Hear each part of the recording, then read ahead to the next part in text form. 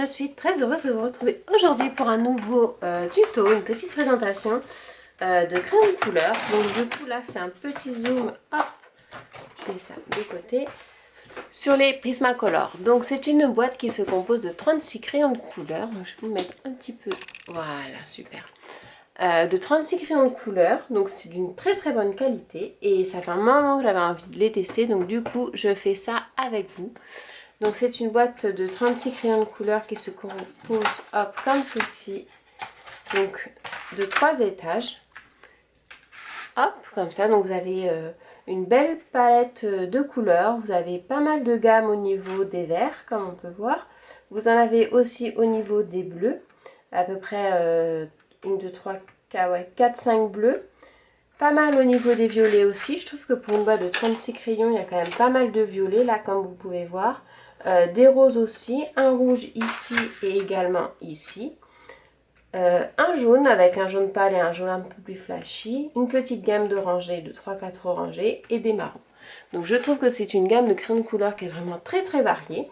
Et donc du coup, je vous propose de tester tout ça avec vous. Donc, à savoir que les Prismacolor Premium, ce sont des crayons qui sont tout ronds. Donc moi j'aime beaucoup les crayons ronds parce que ça fait pas trop mal au niveau des doigts. Et ensuite, au niveau de leurs dimensions, donc là ils sont, je m'en suis servi quelques-uns, mais quand vous les avez, ils sont à 18 cm. Donc ce sont des crayons qui sont quand même relativement grands. Au niveau du calibre, donc on peut voir que le crayon, si je le compare par exemple à ceux-là, au Derwent Lightfast, on peut s'apercevoir qu'ils sont un tout petit peu plus petits.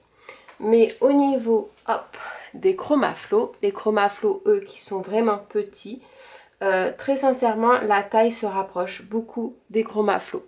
Donc si vous avez déjà eu l'occasion d'avoir des Chromaflow dans les mains, vous avez dû être interpellé par le diamètre en fait du crayon qui est petit. À savoir que les Prismacolor sont également petits comme les Chromaflow. Donc ça c'était la petite parenthèse.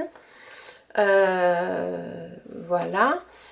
Après, qu'est-ce que je peux vous dire d'autre? Vous avez le numéro qui est ici, donc c'est bien parce qu'ils sont référencés par numéro. Quand on voit par exemple les Lightfast de Derwent, il n'y a pas de numéro, ça c'est un petit peu ennuyeux quand on veut faire un référencement des couleurs, un nuancier tout du moins.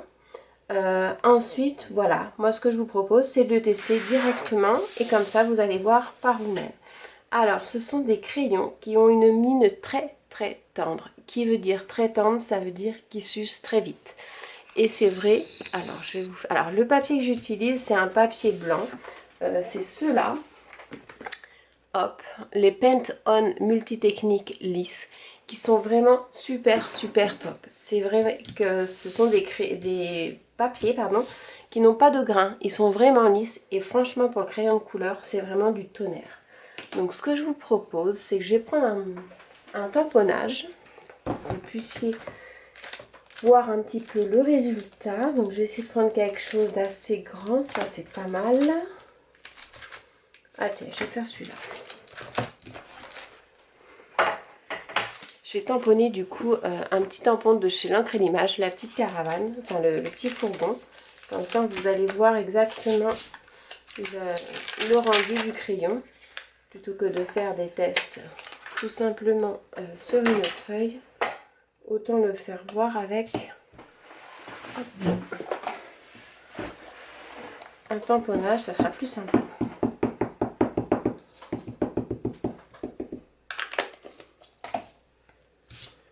Donc, voilà. Je vais mettre un petit coup de séchage.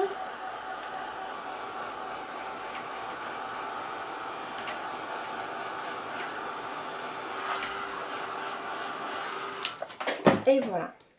Donc au niveau, alors mon papier il est chaud, donc je vais attendre qu'il refroidisse bien parce que si votre papier est chaud et que vous coloriez avec des crayons de couleur, vous allez avoir, ça va davantage les fondre. Et donc du coup pour le rendu c'est pas super. Pour vous donner un petit aperçu, je vais zoomer au maximum. Voilà ce que ça donne. Là par exemple c'est un violet.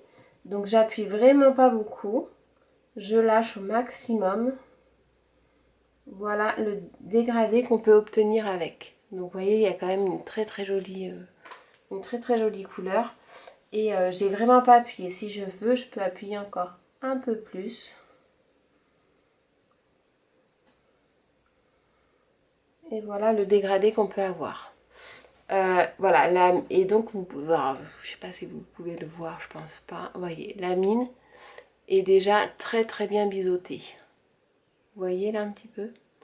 Et j'ai fait que ça. Donc voilà, ce sont des crayons qui s'usent très vite. Ça c'est vraiment, c'est sûr et certain. On peut pas se tromper là-dessus. Mais par contre, voilà, la qualité est vraiment chouette. Donc là, je vais vraiment vous montrer différentes couleurs. Ça sera pas ce serait pas harmonieux au niveau de mon dessin. C'est vraiment pour vous montrer les différentes teintes de couleurs que vous pouvez avoir et ce que vous pouvez faire avec. Donc là, au niveau de la pointe, on a de suite le crayon qui est bien biseauté. Donc c'est vrai que pour faire un travail à plat, c'est super. Et vous avez la possibilité, voilà, de faire des super beaux dégradés. Donc là, c'est un dégradé à une seule couleur. Après, vous pouvez en faire avec plusieurs couleurs. Donc par exemple, on va prendre du comme ça qui est un peu plus foncé, mais pas beaucoup. On peut s'apercevoir que quand on les superpose, ils sont vraiment très bien. Ils se mélangent très bien entre eux.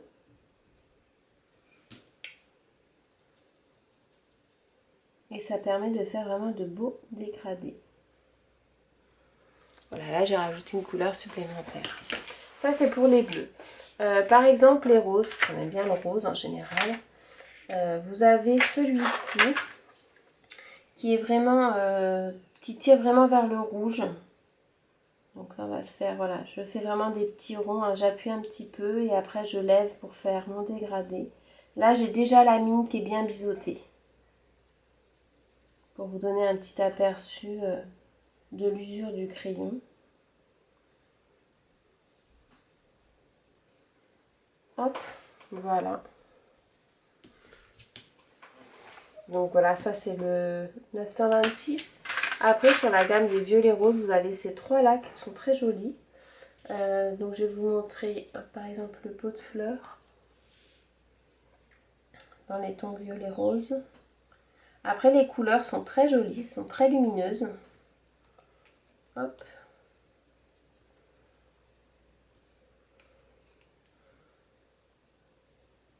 Et quand vous appuyez bien dessus, ça fait vraiment, c'est vraiment très grain.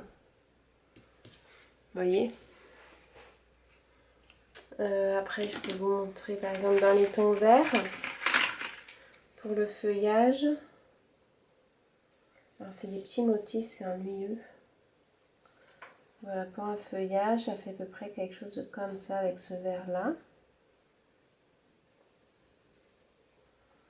C'est vraiment des crayons qui sont agréables, ils glissent bien. Après, voilà, ils s'usent très vite. Et c'est vrai que c'est le seul inconvénient que je peux leur trouver. C'est qu'ils s'usent très vite. Après, pour la réalisation des dégradés, elle se fait vraiment très facilement. Qu'est-ce que je vais vous trouver un autre dessin parce que finalement celui-ci, je pense pas que vous puissiez bien voir. Hop. La petite porte, je vais vous faire voir la porte en bas là. Je vais essayer de faire un dégradé à 3 couleurs ou 4 pour le vert.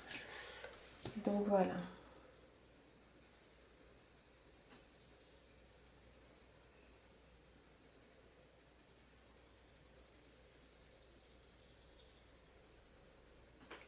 Voilà, les dégradés se font vraiment facilement.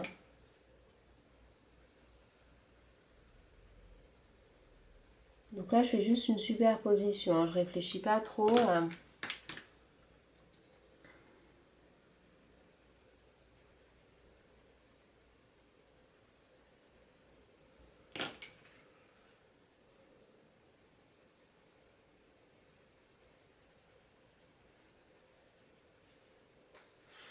Vous voyez, ça fait, il y a la possibilité de faire de très jolies choses. C'est des crayons qui sont vraiment très agréables. Alors si je devais dire avec auquel il ressemble un petit peu au Chromaflo, mais par contre il s'use vraiment super vite, hein. Regardez la mine, vous voyez, ça s'use très très vite.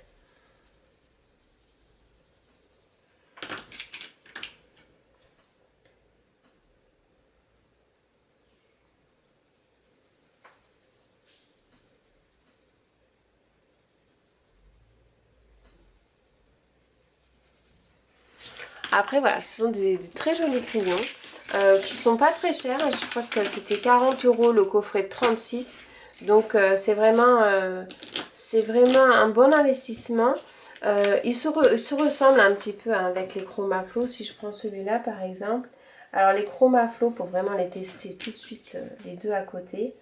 Ceux-là, les Prismacolor, ils sont un peu plus tendres, enfin ils sont beaucoup plus tendres. Et donc du coup, vous avez beaucoup plus d'adhérence au niveau du papier, au niveau du pigment. Alors après, pour information, alors ce sont des crayons à base de cire. Ce ne sont pas de l'huile, c'est vraiment à base de cire. Un peu comme les Chromaflo justement. Mais alors au niveau, les Prismacolor sont davantage crémeux. C'est pas... Ils ressemblent beaucoup aux Chromaflo, mais ils sont beaucoup plus crémeux. Ce qui correspond à la façon dont ils s'usent beaucoup plus vite. Voilà. Donc ensuite, je vais vous faire une autre petite vidéo. C'était vraiment une petite vidéo flash. Hein. C'est vraiment des très bons crayons que je recommande, qui sont vraiment chouettes. Je vais vous parler un petit peu de l'organisation que je fais. Parce que comme vous avez pu le voir dans d'autres vidéos, je range mes crayons de couleur dans des trousses à rouler. Hop, donc qui se présentent comme ceci. Donc là, ce sont tous mes verres. Je vais essayer de dézoomer un petit peu. Donc j'ai mis tous mes verres ici. Et donc automatiquement, j'ai mélangé toutes mes marques. Et ce que je fais en fait, c'est que je vais faire des nuanciers par couleur. Donc j'ai fait des feuilles avec des petits ronds comme ceci. Et je vais venir colorier chaque petit rond. Et en dessous, je vais marquer la référence de la marque du crayon et le numéro. Pour ce qui est des numéros, donc ce que j'avais fait il y a très très longtemps, sur mes polychromos, j'avais fait un petit peu la couleur que j'avais coloriée avec le numéro comme ça qui est juste à côté. Comme vous pouvez voir. Si ça veut bien s'arrêter. Voilà. Vous voyez, j'ai fait la couleur et le numéro juste à côté. Donc j'ai fait pareil pour les crayons de couleur, donc les Posca que j'ai, les Chromaflo et les Prismacolor. Et donc du coup, pour la réalisation donc, de mes petites étiquettes, je suis allée sur un petit tableau sur internet, voilà, comme ceci. J'ai mis mon numéro et une petite case à côté que je vais laisser donc vide parce que c'est là où je vais mettre donc ma couleur. Ensuite, je vais venir découper la petite étiquette et je vais venir la scotcher comme j'ai pu faire avec cela à la pointe de mon crayon. Comme ça, j'aurai de suite les références avec les numéros qui correspondent. Donc voilà, bah écoutez, j'espère que ma petite vidéo vous aura plu. Je vous souhaite à tous un très joyeux Noël et un très bon réveillon du 24. Et je vous dis à très bientôt pour des prochains tutos. Ciao!